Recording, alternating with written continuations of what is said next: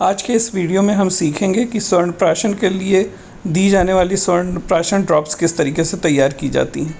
Generally शहद और घी में स्वर्ण भस्म को मिला करके ही इस ड्रॉप को तैयार किया जाता है, लेकिन कुछ वैद्य इसमें अपने विवेक के हिसाब से कुछ और सामग्री भी ऐड करते हैं। मैं जो इसमें अन्य सामग्री ऐड करने जा रहा हूँ उसमें ये कुमार कल्याण रस है, जिसको मैं 1 ग्राम की मात्रा में उपयोग में लाऊंगा। इसके अलावा स्वर्ण भस्म का हम उपयोग करेंगे। ये हमारे पास डाबर कंपनी की स्वर्ण भस्म है जो 125 mg की है, तो मैं इसमें 2 यूज़ करूँगा 125 mg की, तो लगभग 250 मिलीग्राम स्वर्ण भस्म का उपयोग करेंगे। इसके अलावा ब्राह्मी घृत का भी उपयोग करेंगे। सामान्यतः लोग सामान्य घृत का उपयोग करते हैं, लेकिन हम ब्राह्मी घृत का उपयोग करेंगे और उसके साथ साथ हनी जो है वो यूज़ में आएगा। कुमार कल्याण रस बच्चों के लिए श्रेष्ठ औषधि है। इसमें स्वर्ण भस्म की भी मात्रा इसमें रहती है 125 mg के आसपास। अभ्रक भस्म, लौ भस्म और मुक्ता यानी कि मोती की जो भस्म होती है उसके साथ और भी कुछ भस्म मिला करके इसको तैयार किया जाता है। और कुमार कल्याण रस जैसा नाम से ही पता चल रहा है कि ये बच्चों के कल्याण के लिए बनी हुई है, तो इसी वजह से आचार्यों ने इस रसायन को कुमार कल्याण रस की संज्ञा दी है। ये सार्थक है क्योंकि इसमें इस रस के उपयोग से जो निर्बल बच्चे होते हैं वो सबल बनते हैं, और स्वस्थ बच्चों को भी यदि इसका सेवन कराया जाता है तो उनका शरीर पुष्ट होता है और रोग निरोधक शक्ति जो होती है उसको बढ़ाता है। ये जो हमने कुमार कल्याण रस इसमें से निकाला है उसमें से 10 टैबलेट निकली हैं और इसको हम अभी पीसेंगे और इसको इतना बारीक कर देंगे कि ये आराम से अन्य औषधियों के साथ पूरी तरीके से घुल मिल जाए।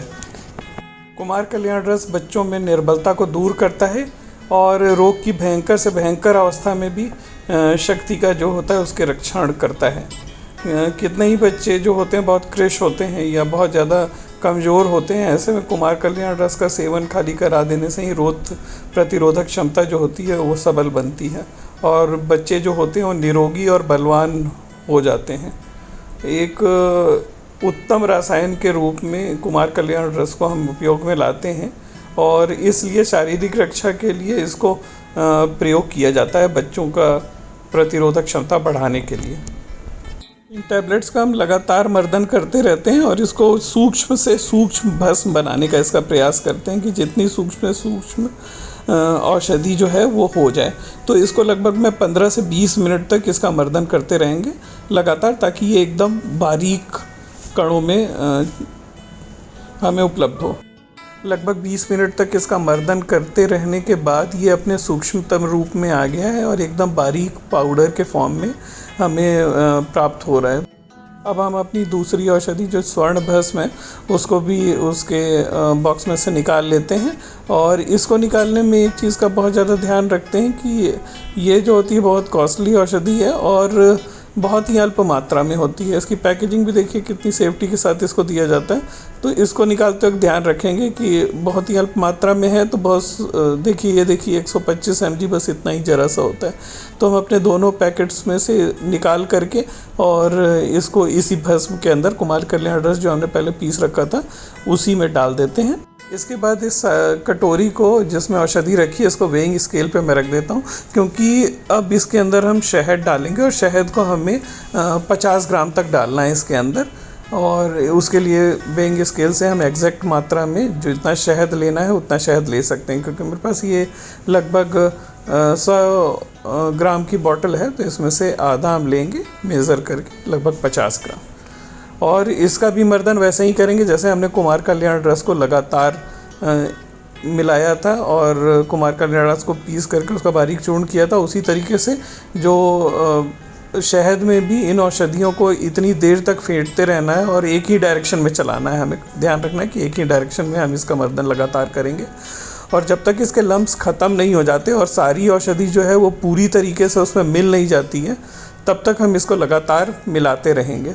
और इसको भी फेंटने में लगभग 20 से 25 मिनट लग जाते हैं और 25 मिनट बाद तक ये पूरी तरीके से मिल जाता है। लेकिन हम जितना इसको समरूप करते हैं या एक मिलाते रहते हैं उतनी इस औषधि के गुण ज़्यादा होते जाते हैं। इसलिए हम अधिक से अधिक कोशिश करनी चाहिए कि इसको ज़्यादा से ज़्यादा फेंटें और ज़्यादा से ज़्यादा इसको आपस में मिलाएं।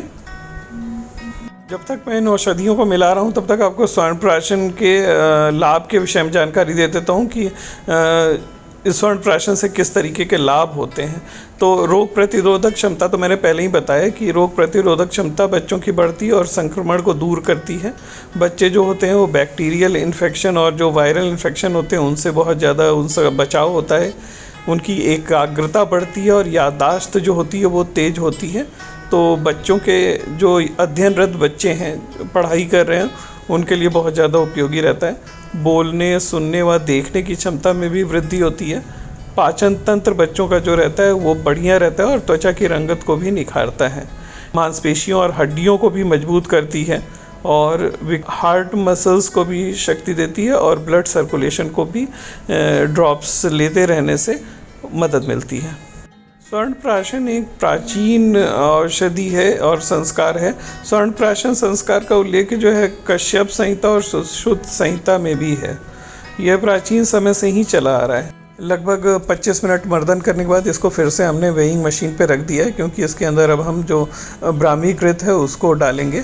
हमेशा एक बात का ध्यान रखेंगे कि जितना शहद हम यूज़ करते हैं उसके बराबर मात्रा में कभी भी घी का उपयोग नहीं किया जाता है। सामान्य बात है ये, जनरल रूप से भी कभी भी घी और शहद की मात्रा सेम नहीं होनी चाहिए। तो जैसे हमने 50 ग्राम के आसपास शहद लिया था, तो मैं इसमें 100 ग्राम घृत का उपयोग कर रहा हूँ।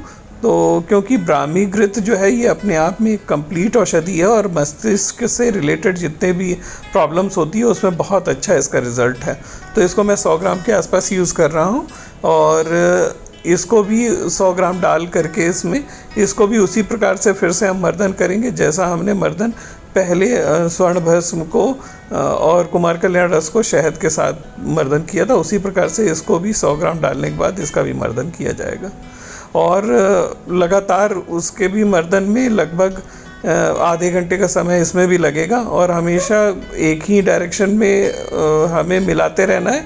और दूसरा ध्यान रखना है कि इसमें लम्स जितने भी पड़े हुए हैं वो बिल्कुल ना पड़े और एकदम एक रूप हो जाए। समरूप होने के बाद ही ये औषधि सेवन योग्य होती है। तो लगभग आधे घंटे तक इसको हम फिर से मिलाते रहेंगे और कोशिश करें कि अगर पिघला हुआ शहद है तो पिघला हुआ यदि घृत है तो वो बहुत ज़्यादा जल्दी मिल जाता है। लेकिन मेरे पास इस समय थोड़ा सा जमा हुआ घृत है उसको, लेकिन लगातार मर्दन करते रहने से वो थोड़ा सा गर्म हो ही जाता है और उसके बाद वो आराम से मिल जाता है और लगभग आधे घंटे तक मैं इसका भी मर्दन करूँगा। आइए अब इसके सेवन विधि के बारे में बात कर लेते हैं कि इसको किस प्रकार से प्रयोग में लाना है। जैसे ही औषधि तैयार हो जाती है इसको किसी ड्रॉपर सदृश डिब्बे में या पात्र में भर करके और 6 महीने से जो 2 साल तक के बच्चे हैं उनको एक एक ड्रॉप के रूप में सेवन करवाना चाहिए और जो 2 साल से लेकर के 5 साल तक के बच्चे हैं उनको 2-2 ड्रॉप के रूप में इस्तेमाल करवाना चाहिए और 5 से 10 साल तक के बच्चे जो हैं उनको 3 ड्रॉप और 10 साल से 16 साल तक के जो बच्चे हैं उनको 4 ड्रॉप का सेवन करवाते हैं। 16 साल से जो ऊपर के लोग हैं उनको यदि सेवन करना रहता है तो उनको 10-10 ड्रॉप का सेवन करवाया जाता है। कोशिश करनी चाहिए कि पुष्य नक्षत्र में ही इसका उपयोग किया जाए।